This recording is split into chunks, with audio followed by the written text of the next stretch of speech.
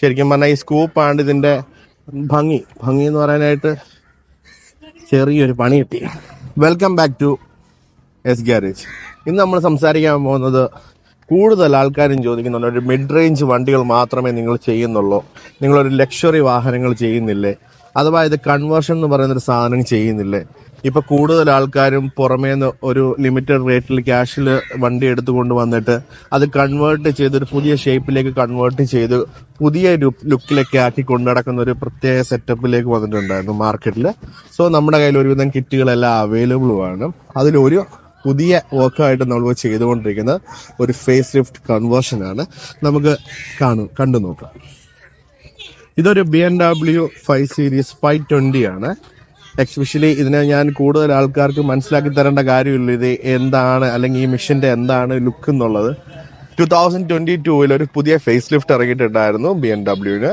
ആ ഒരു കൺവേർഷനാണ് നമ്മൾ ഈ വണ്ടിക്ക് കൊടുത്തിരിക്കുന്നത്.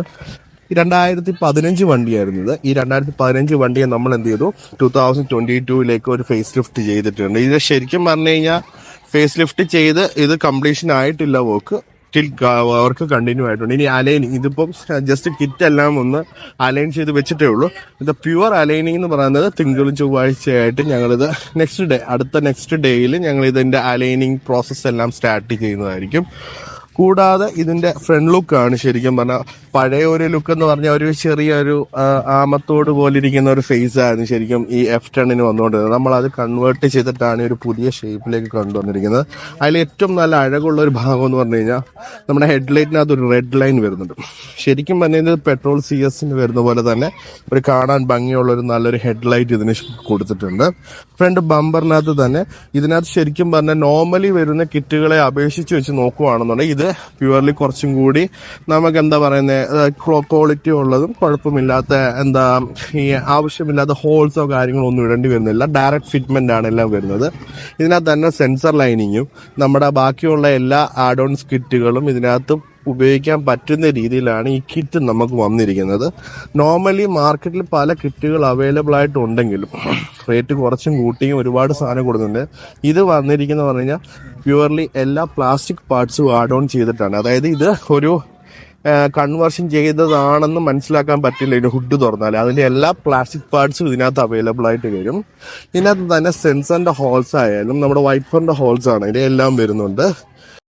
ഇതിന്റെ ഹുഡ് ആണെങ്കിൽ നമുക്കൊരു ചെറിയ ഒരു സ്കൂപ്പ് വരുന്ന ടൈപ്പാണ്. CS എന്ന് പറഞ്ഞാൽ അതായത് BMW-ന്റെ തന്നെ ഏറ്റവും അഗ്രസീവ് മോഡലായിട്ടുള്ള ഒരു വെർഷന് വരുന്നതാണ് ഈ CS ഹുഡ് എന്ന് പറയുന്നത്. അതിന്റെ ഫ്രണ്ട് ലുക്ക് കസ്റ്റമറിന് കുറച്ചുകൂടെ ഒരു ബൾക്ക്നെസ് ഫീൽ കിട്ടാൻ വേണ്ടിയിട്ടാണ് നമ്മൾ ആ CS ഹുഡ് ഇതിന് കൊടുത്തിരിക്കുന്നത്. നോർമൽ കിറ്റ് വരുന്നതിന്റെ കൂടെ തന്നെ നമ്മുടെ ഫെൻഡറും ഇതിൽ ഓൾറെഡി ഒരു M സ്റ്റൈലിൽ ഒരു നല്ലൊരു ഫെൻഡറും വരുന്നുണ്ട്. ബാക്കിലും അതുപോലെ തന്നെ 2 ഡിഫ്യൂസർ, ടെയിലൈറ്റ്, ബമ്പറും നല്ല ഭംഗി ബാക്ക് ലുക്കും കുറച്ചുകൂടെ ഭംഗിയാകുന്ന രീതിയിൽ ആ ഫിന്നൊക്കെ വെച്ചിട്ടാണ് അത് വരുന്നത്. നല്ല ഭംഗിയാണ് അത് കാണാൻ. ഇപ്പോൾ കറന്റ്ലി വർക്ക് ഇപ്പോൾ കണ്ടിന്യൂസ് ഏകദേശം ഒരു സ്റ്റാർട്ട് ചെയ്തിട്ട് ഒരു 15 ഡേയ്സോളം ആവുന്നതേ ഉള്ളൂ. നിലവിൽ ഇപ്പോൾ നിൽക്കുന്ന കണ്ടീഷനിൽ നിന്നും ഇനിയിപ്പോൾ അലൈനിങ്ങും ബാക്കിയുള്ള പ്രോസസ്സും ഇനി കണ്ടിന്യൂസ് ആയിട്ട് നടക്കുന്നുണ്ട്. ചെറിയൊരു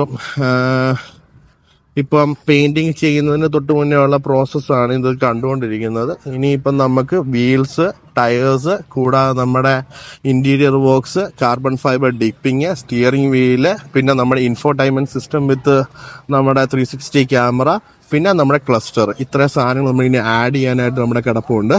കൂടാതെ നിലവിൽ വണ്ടിയുടെ ബോഡി കുറച്ച് ബുദ്ധിമുട്ടായിട്ട് ലൈനിങ് ഒന്നും കറക്റ്റ് അല്ലായിരുന്നു. ഏകദേശം 10 വർഷത്തോളം അടുപ്പിച്ച് പഴക്കമുള്ള ഒരു വണ്ടിയല്ല. അപ്പം അതിന്റെ ലൈനിങ് എല്ലാം കറക്റ്റ് ചെയ്ത് കൊണ്ടുവരുന്നതിന് കുറച്ച് കാര്യങ്ങളുണ്ടായിരുന്നു. അതിന്റെ വർക്ക് ഏകദേശം നമ്മൾ ഉടനെ സ്റ്റാർട്ട് ചെയ്യുന്നതായിരിക്കും.